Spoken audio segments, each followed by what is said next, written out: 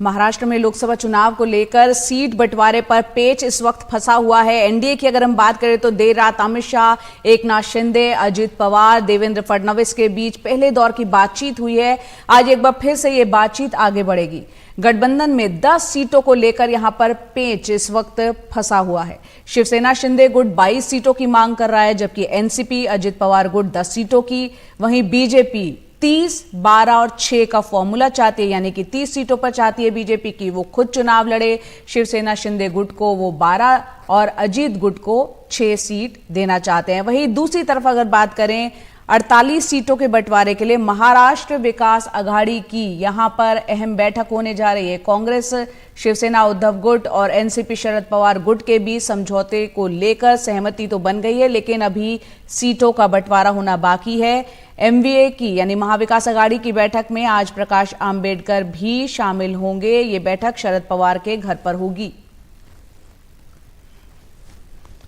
हमारे दो सहयोगी मुंबई से हमारे साथ जुड़ रहे हैं, रौनक और सुनील सिंह। सीधा रौनक का रुख करते हैं। पहले रौनक, यहाँ पर 48 सीटें हैं। उत्तर प्रदेश क्योंकि 80 सीटें आती हैं, दूसरा राज्य महाराष्ट्र है जहां सबसे ज्यादा लोकसभा की सीटें हैं। 48 सीटों के लिए एनडीए में क्या फॉर्मूला दिख रहा है?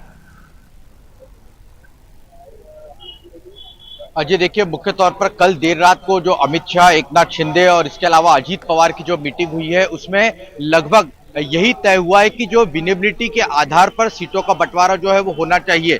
48 लोकसभा सीटों को लेकर कल इन तीनों नेताओं ने रिव्यू किया है और जो हमारी जानकारी, जो हमें सूत्र बता रहे हैं वो यही बता रहे हैं कि बीजेपी लगभग 30 से 28 सीटें बीजेपी को मिल सकती है, जबकि अगर एकनाथ शिंदे गुट की बात की जाए तो 12 से 14 सीटें उन्हें मिल सकती है और अजीत पवार को 6 से 7 सीटें मिल सकती है। लेकिन बीजेपी अभी जो मौजूदा शिवसेना के पास कुछ सीटें हैं वो बीजेपी अपने पास चाहती है। मसलन अगर दक्षिण मुंबई सीट की बात की जाए तो हमेशा से बीजेपी शिवसेना का जो गठबंधन रहा है उसमें दक्षिण मुंबई की सीट हमेशा से शिवसेना के पास रही है। लेकिन इस बार बीजेपी को लगता है कि यहाँ पर उनके पास स्ट्रांग कैंडिडेट है, तो शिंदे से बात कर ये सीट अपने पाले में बीजेपी चाहती है।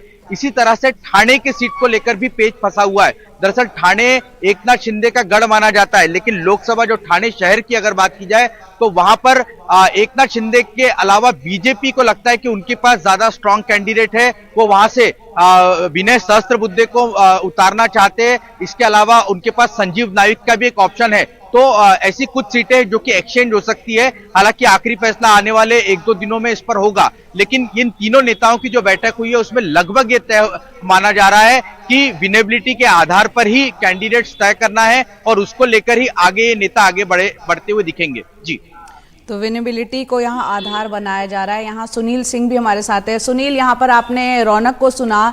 इस बार काफी दिलचस्प होगा चुनाव, क्योंकि अगर हम बात करें महाविकास अघाड़ी की या फिर एनडीए की, दो पार्टियां, एनसीपी जो 2 गुटों में, एक गुट इधर है, वहीं शिवसेना की बात करें तो ऐसा ही हाल शिवसेना का है। यहाँ महाविकास अघाड़ी में सीटों को लेकर क्या चल रहा है इस वक्त? देखिए जया, महाविकास आघाड़ी में ये तो बताया जा रहा है कि फॉर्मूला लगभग तय हो चुका है। शिवसेना उद्धव बाला साहब ठाकरे को 20 सीटें, कांग्रेस को 18 सीटें और 10 सीटें जो है एनसीपी अजीत पवार को। लेकिन ये मामला बनता नजर नहीं आ रहा है। पेच अभी फंसा हुआ है, क्योंकि 2 बातें हैं। एक तो जो इनकी आघाड़ी है, वंचित बहुजन आघाड़ी है, जिसको कि शिवसेना के कोटे से सीटें देनी है, 2 सीट का ऑफर किया जिस पर वो तैयार नहीं है, ये जानकारी मिल रही है। और दूसरी बात है कि अजीत पवार, माफ़ कीजिए, शरद पवार की जो एनसीपी है उनके कोटे से स्वाभिमानी शेतकरी संगठन के राजू शेट्टी को 1 सीट देनी जानी है, जिसके लिए वो तैयार नहीं है। तो वहाँ वो मामला पेच फंसा हुआ है। यही वजह है कि जो आज की जो एमबीए की बैठक कई बताई जा रही है वो होने वाली है, लेकिन वो कहाँ होगी, कितने बजे होगी, ये अभी तक साफ नहीं किया जा रहा है। कई दलों के नेताओं से बात की जा रही है। कांग्रेस या एनसीपी के नेताओं को पता ही नहीं है कि कहाँ होनी है। वो कह रहे हैं कि हाँ कुछ बैठक होनी है, हम भी उसका पता कर रहे हैं। रही बात शरद पवार के घर पे यहाँ सिल्वर रोड पे, ये जरूर अभी जानकारी मिल रही है कि उद्धव ठाकरे और संजय राउत यहाँ पर आने वाले हैं। वो इनसे मुलाकात करेंगे और उसके बाद ही फिर आगे की दिशा तय होगी। दरअसल उद्धव ठाकरे और संजय राउत कल भी आकर शरद पवार से मिले थे और उन्होंने कहा था कि 23 सीटों की मांग की थी, जो कि वो उनको 22 मिल रही थी, तो वो 23 चाहते हैं। तो जो पेच फंसा है उसको लेकर भी मामला उलझा हुआ है, इसलिए बहुत स्थिति यहाँ की स्पष्ट नहीं है।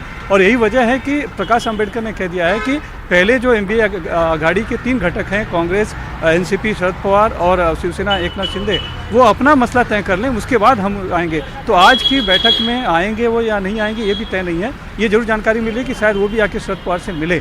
तो ये बहुत ही मामला उलझा हुआ है, खास करके जिस तरह से हमें साफ दिखाई पड़ रहा है कि 3 ही घटक है महायुति में, उससे लेकिन यहाँ पर 3 घटक होने के बावजूद जो दूसरे जो छोटे घटक हैं उनकी वजह से मामला बहुत तेज फंसा हुआ नजर आ रहा है। तो एनडीए की स्थिति बहुत स्पष्ट नहीं है। ये जरूर है कि उन्होंने फौरी तौर पर जो बताया कि फॉर्मूला तय है 20 शिवसेना उद्धव ठाकरे को, 18 कांग्रेस को और एनसीपी शरद पवार को 10। लेकिन क्या इतने पे बात बन जाएगी ये अभी तय नहीं है, खींचतान जारी है।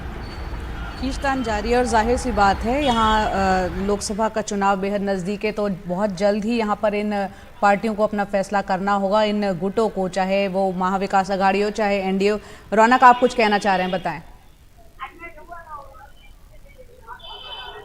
जी देखिए, जैसे सुनील जी बता रहे हैं, मैं केवल उसमें एक ऐड ऑन करना चाहता हूं कि प्रकाश अंबेडकर की पार्टी की तरफ से सुबह जो अधिकृत तौर पर हमें बताया गया वो ये बताया गया कि वे आज की बैठक में हिस्सा लेने जाएंगे। लेकिन जब प्रकाश अंबेडकर से बात हुई तो उन्होंने कहा कि पहले शरद पवार अगर मुझे फोन करते, क्योंकि बैठक उनके घर पर आयोजित की जा रही है, इस तरह की बात सामने निकल कर आ रही है, लिहाजा शरद पवार अगर मुझे बुलाते हैं तो ही मैं बैठक में शामिल होने जाऊंगा। इस बीच ये खबर आई है कि कांग्रेस के बड़े नेता बाला साहब थोरात खुद प्रकाश अंबेडकर से मुलाकात करने के लिए उनके घर पर पहुंचे और उनकी जो भी दिक्कत है, उनकी जो भी मांग है, वो पहले बाला साहब थोरात समझना चाहते हैं और उसके बाद ही वे बैठक में शामिल होंगे। तो निश्चित तौर पर मामला फंसा हुआ है। ये अभी भी क्लियर नहीं है कि क्या प्रकाश अंबेडकर महाविकास आघाड़ी का हिस्सा होने जा रहे हैं। अगर ऐसा नहीं होता है तो वोटों का बिखराव होगा और 2019 की स्थिति फिर एक बार महाराष्ट्र में देखने को मिल सकती है।